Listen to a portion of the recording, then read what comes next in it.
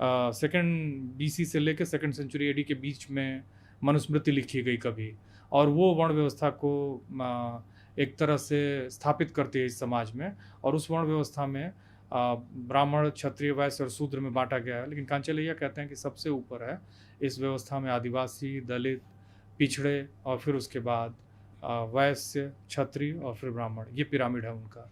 इस पिरामिड में वो साफ साफ कहते हैं कि ये देश के सीधे साधे निर्दोष लोग हैं, ये इस देश की नींव में है, देश के उत्थान की नींव में है, देश के विकास की नींव में है। तो रिजर्वेशन बेसिकली एक रिप्रेजेंटेशन है, प्रतिनिधित्व है। प्रतिनिधित्व उन तबकों को जो विकास के क्रम में राजनीतिक कारणों से, सामाजिक कारणों से और उसकी साजिश की वजह से पीछे रह गए हैं। इसीलिए भारत की आज़ादी से के बाद सबसे पहले आदिवासी, दलित समाज को मिला। OBCs के लिए कमीशन बनाने के लिए आर्टिकल 340 जोड़ी गई, और उसमें प्रावधान था कि उसके द्वारा OBC के लिए कमीशन बनाया जाए, और वो कमीशन इनको रेमेडी माने उपचार ऑफर करेगा कि इन तबकों को क्या उपचार देना है, इनकी बैकवर्डनेस, उनको पिछड़ा कहा गया, इनकी बैकवर्डनेस को कैसे ख़त्म किया जाए और इनको मेन स्ट्रीम में लाया जाए, मुख्य धारा में, और इसकी वजह से समाज मजबूत और समाज आगे बढ़े। यही पूरा पर्पस था, उद्देश्य था। जी। सबसे बड़ी बात यह है कि आरक्षण को लेकर जब एक बहस होती है तो ये बार बार कहा जाता है कि कुछ लोग घोड़े हैं और कुछ लोग गधे हैं, तो गधों को घोड़े की रेस में नहीं दौड़ाया जा सकता है। इस पर प्रोफेसर साहब क्या कहना चाहेंगे? ये हिंदी के बहुत प्रसिद्ध साहित्यकार नामवर सिंह ने भी ये बयान एक बार दिया था, जो मुझे अगर याद आ रहा है सही तो ये एनालॉजी ही गलत है, क्योंकि हमारी तो जो रेस है वो सभी मनुष्य हैं, तो उसमें और गधे और घोड़े, गधा ड्यू रिस्पेक्ट टू एक एनिमल है, घोड़ा भी एक एनिमल है, लेकिन दोनों की नस्ल अलग है, दोनों माने एक फैमिली के नहीं है। हम तो सभी इंसान हैं, तो फिर उनको गधे और घोड़ों से उसकी एनालॉजी करना या उस मेटाफर को प्रयोग करना, उसमें ये मेटाफर ही गलत है, रूपक ही गलत है। अच्छा, हिंदी, चूंकि आपने हिंदी के प्रोफेसर नामवर सिंह का नाम ले लिया, मैं बताता चलूँ, आप नहीं जानते होंगे, हिंदी नामवर सिंह ने खुद अपने जीवन में पाखंड को जिया। नामवर सिंह के रिश्तेदार, भले वो डिजर्व करते हैं कि नहीं, हिंदी साहित्य तो बेसिकली व्यक्ति का इंटरेस्ट का मामला है, लेकिन उनके सारे रिश्तेदार प्रोफेसर हैं हिंदी में, जो कहीं दूसरी जगह प्रोफेसर नहीं हो सकते थे, उन सभी को उन्होंने सेट कर दिया जिनको वो सेट कर सकते थे। तो ये लोग बातें तो बहुत करते हैं, लेकिन अपनी जाति का जो सिस्टम है, मैनेजमेंट है, वो उनको नहीं दिखाई देता। इसीलिए बाबा साहब भीमराव अम्बेडकर ने कहा था कि ये जब तक ये सब जाति नाम की व्यवस्था रहेगी ना, वो आदमी को उससे बाहर नहीं आने देगी। हर आदमी अपनी जाति के, उसका रिफॉर्म भी जाति के दायरे में होता है। इसलिए कंप्लीट एनालिसिस ऑफ कास्ट ही इस देश की मदद कर सकता है, और कंप्लीट एनालिसिस ऑफ कास्ट ही सही में भारत को एक विश्व गुरु के रूप में स्थापित कर सकता है। और ये सब कहना कि ये जो विकास के क्रम में, देखिए परमिंदर जी, मेरिट 3 चीज़ों से बनती है, मैं स्पष्ट कर देता हूँ। और नामवर सिंह रहते तो मैं उनसे भी डिबेट करता, और मैं जानता हूँ कि मैं जीतता उस डिबेट में। जीत हार का तो कोई मतलब होता नहीं है, लेकिन मैं जानबूझ के इस शब्द जीत का प्रयोग कर रहा हूँ, क्योंकि जिसकी विचारधारा गलत हो, सोच गलत हो, उसकी हार तय है। पूरा आदमी, एक्चुअली प्लेटो दुनिया का सबसे बड़ा दार्शनिक था, जिसको हर विषय में सबसे पहले पढ़ाया जाता है, चाहे म्यूजिक हो, चाहे लाइफ साइंस हो, चाहे जूलॉजी बॉटनी हो, चाहे लिटरेचर हो, चाहे मेडिकल साइंस हो। इतना बड़ा दार्शनिक था, और वो कहता था कि हम इस दुनिया में अपना शरीर नहीं, अपने विचार जीते हैं। Ideas are so important. इसीलिए उसको एक प्रत्ययवादी, आप तो हिंदी साहित्य के स्टूडेंट हैं, उसको एक आइडियलिस्ट फिलोसोफर कहते हैं। और वो साफ साफ कहता था कि आइडियाज आर सो इम्पॉर्टेंट। तो जिसकी सोच में खोट हो, वो क्या हिंदी साहित्य की मदद करेगा, क्या करेगा? इसलिए उनका जो मेटाफर है, रूपक है, वो पूरा का पूरा गलत है। और बहुत ही ये बात शर्मनाक है, खराब है कि उन्होंने इस तरह का रूपक दिया। कोई गधा नहीं होता है, कोई घोड़ा नहीं है। जो जिसके पास 3 चीजें, मेरिट 3 चीजों से बनती है। एक तो एम्बियंस माने एटमॉस्फेयर, और इंटेलिजेंस, और तीसरा अपॉर्चुनिटी। कोई उड़ीसा के कालाहांडी से आता है, कोई उत्तर प्रदेश के चकिया चंदौली से आता है, या फिर एकदम पिछड़े इलाके से लखीमपुर खीरी से आता है, या फिर देवी पाटन के इलाके से आता है, बलरामपुर से आता है जी। उसका आना, और एक दिल्ली के कम्प्लीटली AC स्कूल में पढ़े हुए लड़के, या DPS RK पुरम में पढ़ा हुआ लड़का, इन तीनों को अगर आप कंपेयर करोगे तो 2 आपको बहुत पीछे दिखेंगे।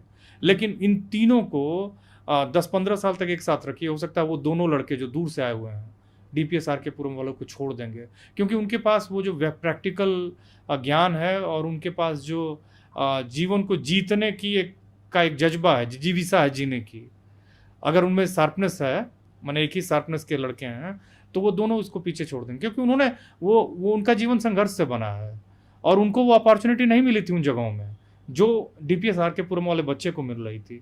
अब सोचिए कि जो लड़का जिसके माँ बाप मजदूर हों, वो सुबह अपने घर का खाना भी बनाए, स्कूल भी जाए, या फिर स्कूल गया, स्कूल से आने के बाद शाम का खाना बनाए, या रोटी और चटनी खाए, नून रोटी खाए, उसका संघर्ष, उसके पास बेसिक चीज़ें नहीं है। और जिस लड़के के पास प्रिंटर है, कम्प्लीटली ऐसी स्कूल में पढ़ता है, लैपटॉप है, और जिसके पास तमाम तरह के संसाधन हैं, इन दोनों में कहीं कोई कनेक्ट नहीं है, ये कोई लेवल प्लेइंग फील्ड नहीं है। तो इसीलिए एम्बियंस, आपके घर में अगर माँ बाप मजदूर हैं तो एक तो पहले वो उनके पास कोई ज्ञान नहीं है, उनको पढ़ाई लिखाई से कोई लेना देना नहीं है, ना ही आपके पास ट्यूटर की कोई व्यवस्था है, ना ही आपके पास 2 व्हीलर है, 4 व्हीलर है। आपको जो एक्सपोजर मिल सकता है लोगों के मिलने जुलने से, उनकी बातचीत को सुनने से, अच्छी फिल्में देखने से, अच्छी जगहों पर जाने से, खाने से, पीने से, एक तो खाने की आपकी सुविधाएं बहुत लिमिटेड है, तो उससे आप माल न्यूट्रिशन हो जाते हैं, बीमार रहते हैं।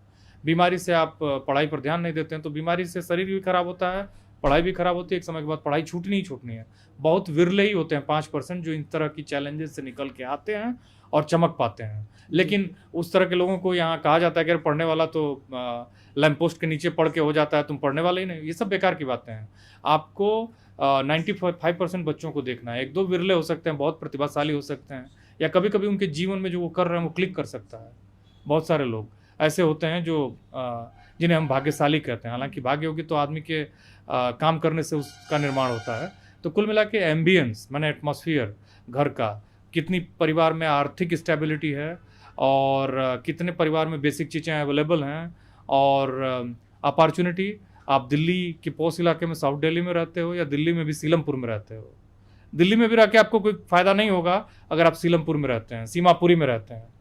अगर आप फरीदाबाद के स्लम में रहते हैं, नोएडा के स्लम में रहते हैं, आप गाजियाबाद के स्लम में रहते हैं, तो एम्बियंस हो गया, अपॉर्चुनिटी हो गया, इंटेलिजेंस। जो भी बच्चा कुपोषित नहीं है उसमें इंटेलिजेंस होती है। अब विज्ञान कहता है, हम लोगों ने पढ़ा था अपने स्कूल की टेक्स्ट में, कि जब बच्चा पैदा होता है और उसके 6वें साल तक, माने 0 से 6 साल की उम्र तक, अगर उसको प्रोटीन जिस मात्रा में चाहिए वो मिलता है, बाकी चीज़ें जो मिलती हैं, जो भी खाने की चीज़ें हैं जिससे उसके शरीर का ग्रोथ होता है, अगर वो रेगुलरली मिले तो वो पूरा एकदम नॉर्मल होगा। वो हर चीज़ जो पढ़ेगा उसको समझेगा और वो कुछ भी कर सकता है। तो जब इंटेलिजेंस, मतलब अगर वो कुपोषित नहीं है, इंटेलिजेंट है, तो फिर दिक्कत नहीं है। इन सब तीनों चीज़ों से ही सारी चीज़ें बनती हैं। एक्चुअली ये रिजर्वेशन भी इसी से जुड़ा हुआ है। जो जिन तबकों के पास ये सब कुछ नहीं था, उनको यही देख के ऊपर बराबरी में, कुछ लोग गड्ढे में रह रहे हैं और कुछ लोग जमीन के ऊपर 4 मंजिला इमारत पर रह रहे हैं। तो सोचिए, गड्ढे वाले से और चौथी माले पर रहने वाले व्यक्ति से कोई कंपैरिजन है? कोई नहीं है। इसीलिए संसाधनों के मामले में अब देखिए ना, भारत कितनी गैर बिरादरी वाला देश हो गया है। 1% लोगों के पास देश का 40% धन है, 10% लोगों के पास 60% धन है। देश के 90% ऐसे लोग हैं, 70%, कि देश का करीब 1% धन, देश के 80% ऐसे लोग हैं जो 10% धन पे जी रहे हैं। वो भयावह स्थिति है। इतनी इनइक्वालिटी एकदम नहीं होनी चाहिए।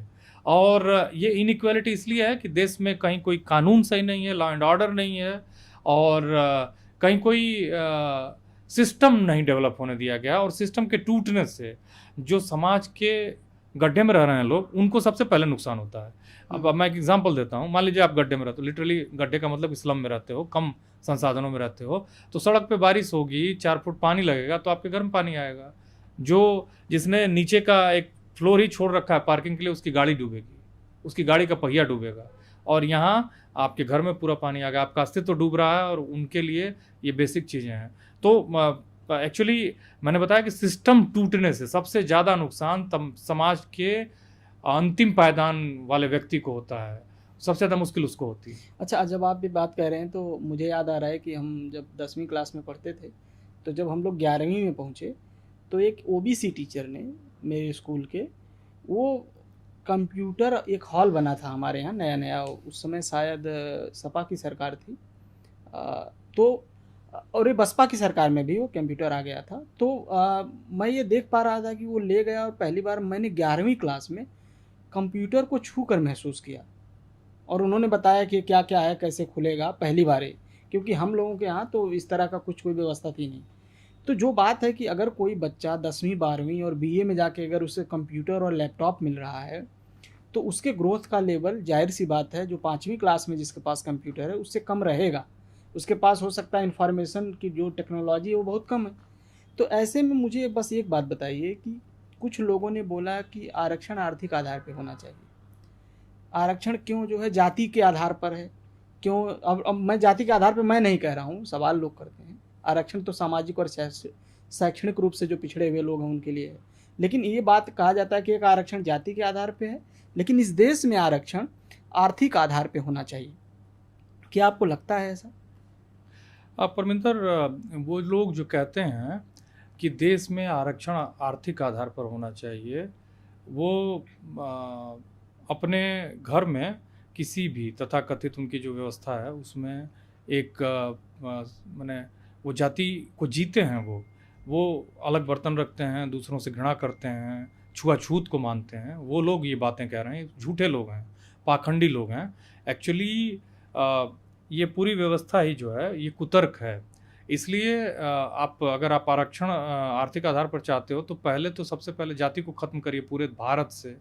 उसकी प्रैक्टिस नहीं होनी चाहिए। एक ब्राह्मण लड़की की शादी एक भंगी के लड़के से होनी चाहिए। ये समाज में जिस दिन माने एकदम नॉर्मल ढंग से होने लगेगा और ये 90% होने लगेगा, तब रिजर्वेशन आप हटा दीजिए, कोई दिक्कत नहीं है जी। कि एक ब्राह्मण लड़की जो है वो आराम से एक भंगी समाज के लड़के से या फिर जाटव समाज के लड़के से या फिर ऐसे समाज के लड़के से जो कोई बहुत अच्छी नौकरी नहीं करता है, बहुत धनी नहीं है, लेकिन उसके गुण से प्रभावित होकर और नॉर्मल ढंग से शादी कर ले। जिस दिन समाज ऐसा हो जाएगा उस दिन इसमें कोई दिक्कत नहीं, लेकिन समाज ऐसा है नहीं। भारत में इंटरकास्ट मैरिजेज 1% भी नहीं होती हैं। जी। और इंटरकास्ट का मतलब है कि कास्ट उसमें एक बैरियर है। कास्ट की जो कैपिटल है वो केवल और केवल तथाकथित जो अपने को खुद को अगड़ा कहते हैं, हालांकि वो सबसे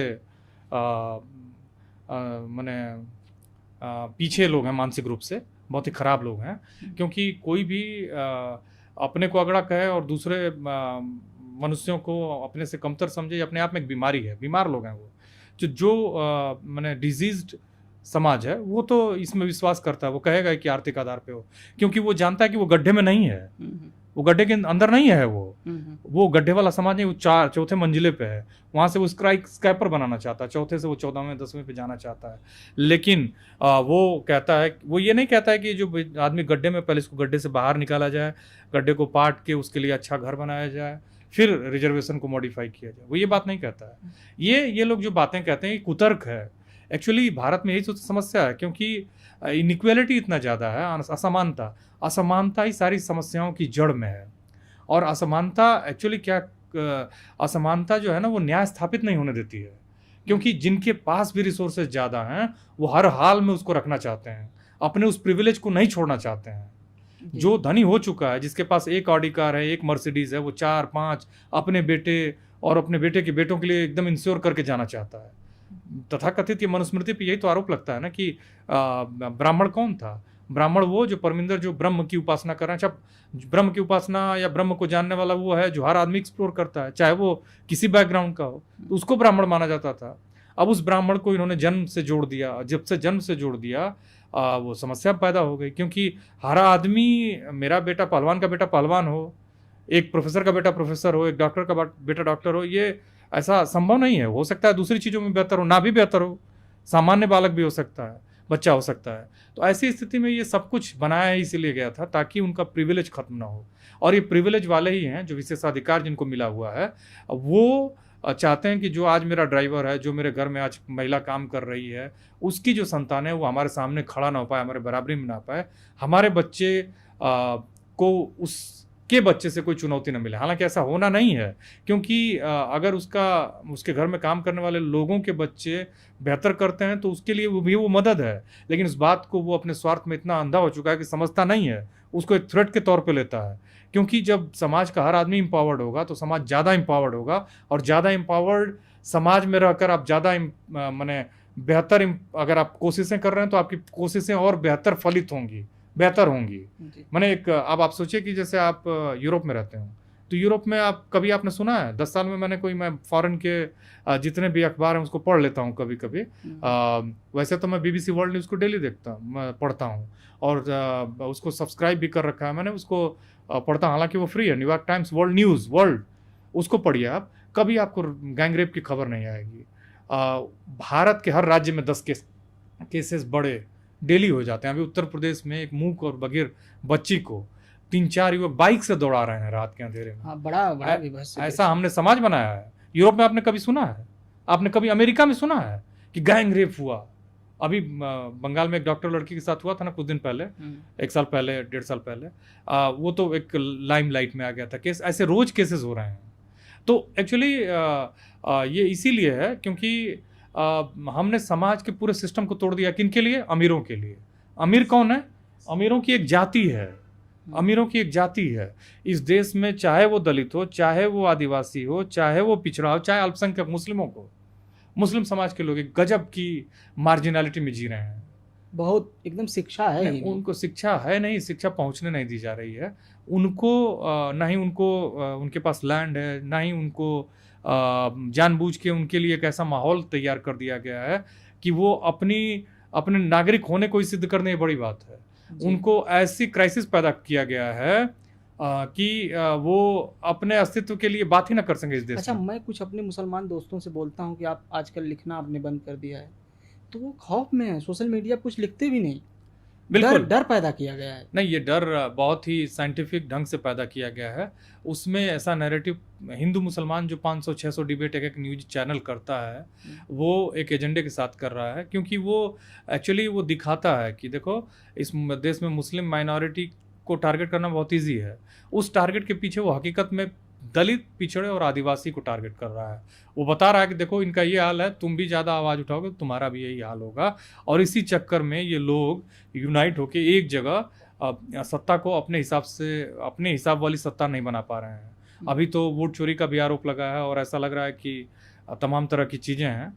तो ऐसे में लग रहा है कि भारत में लोकतंत्र कितना सुरक्षित है, कितना माने लोकतंत्र बच पाया है, ये बहुत महत्वपूर्ण है। और ऐसी स्थिति में जो आपका सवाल था कि ये लोग जो कहते हैं कि आर्थिक आधार पर नहीं, पूरा बोगस है।